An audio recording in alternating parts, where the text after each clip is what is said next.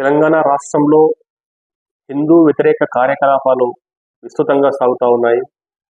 ఈరోజు ఆసిఫాబాద్ జిల్లా జైనూరులో సభ్య సమాజం తలదించుకునేటువంటి ఒక దుర్ఘటన చోటు చేసుకోవడం చాలా దారుణం. ఒక మహిళపై అత్యాచారానికి యత్నించి ఆమె ప్రతిఘటించడంతో బండరాళ్లతో మోది ప్రాణాపాయ స్థితిలో వదిలేసి చనిపోయిందని చెప్పేసి అక్కడి నుంచి ఆమె పైన ఉన్నటువంటి నగలు మొత్తం కూడా తస్కరించి వెళ్ళిపోయినటువంటి దుర్ఘటన సభ్య సమాజానికి, మహిళా లోకానికి తలవంపుగా ఉంది.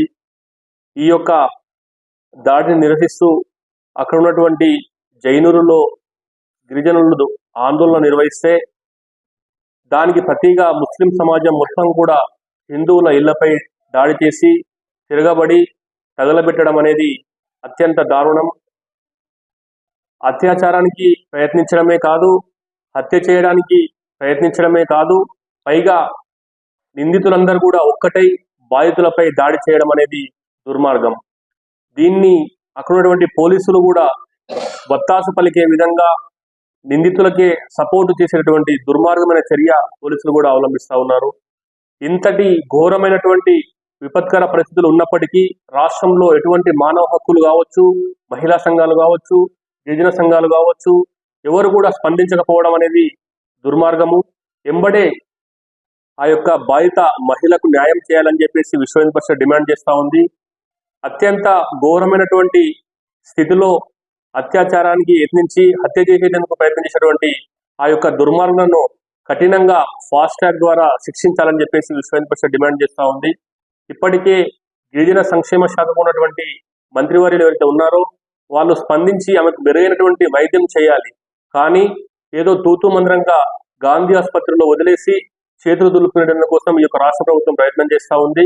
కాబట్టి దానిని తీవ్రంగా ఖండిస్తూ ఉన్నాము. ఎక్కడి నుంచో విదేశాల నుంచి రోహింగ్యా ముస్లింలు కావచ్చు, బంగ్లాదేశ్ నుంచి వచ్చినటువంటి ముస్లింలు కావచ్చు, చట్ట వ్యతిరేకంగా ఆ యొక్క ఆదిలాబాద్ అడవుల్లో ఆ యొక్క జైనూరు పరిసర ప్రాంతాలు మొత్తం కూడా ఆకుపై చేసుకొని గిరిజనుల హక్కులను కాలరాసినటువంటి ఒక దుర్మార్గమైనటువంటి ప్రక్రియకు వాళ్ళు తెరలేపారు. గిరిజనుల సంప్రదాయాన్ని ధ్వంసం చేసినటువంటి ఒక దుర్మార్గమైనటువంటి రాక్షస క్రీడ ఈ ముస్లింలు సాగిస్తూ ఉన్నారు. వారికి వత్తాసు పలికే విధంగా అక్కడున్నటువంటి డిఎస్పీ, ఎస్పీ, మిగతా పోలీస్ అధికారులు కూడా నిందితులకు వత్తాసు పలుకున్నటువంటి దుస్థితి ఈ రాష్ట్రంలో కొనసాగుతూ ఉంది. కాంగ్రెస్ ప్రభుత్వం హిందూ వ్యతిరేక విధానాలకు అవలంబిస్తుండడానికి ఇది ఒక చక్కటి ఉదాహరణ. ఎంబడే ఎవరైతే దాడికి పాల్పడ్డారో వారిని కఠినంగా శిక్షించి బహిరంగంగా ఉరి తీయాలని చెప్పేసి విశ్వ హిందూ పరిషత్ డిమాండ్ చేస్తూ ఉంది. ఈరోజు చట్ట విరుద్ధంగా 1/17 దగ్గర ఉన్నటువంటి యాక్టును ఉల్లంఘించి అక్కడ నివసిస్తున్నటువంటి ముస్లింలను ఆ ప్రాంతం నుంచి ఖాళీ చేయాలని చెప్పేసి విశ్వ హిందూ పరిషత్ డిమాండ్ చేస్తూ ఉంది. అదేవిధంగా గిరిజన సంస్కృతి సంప్రదాయాలపై దాడి చేసి భయంకరమైనటువంటి రీతిలో కత్తులు, కర్రలు, మారణాయుధాలతో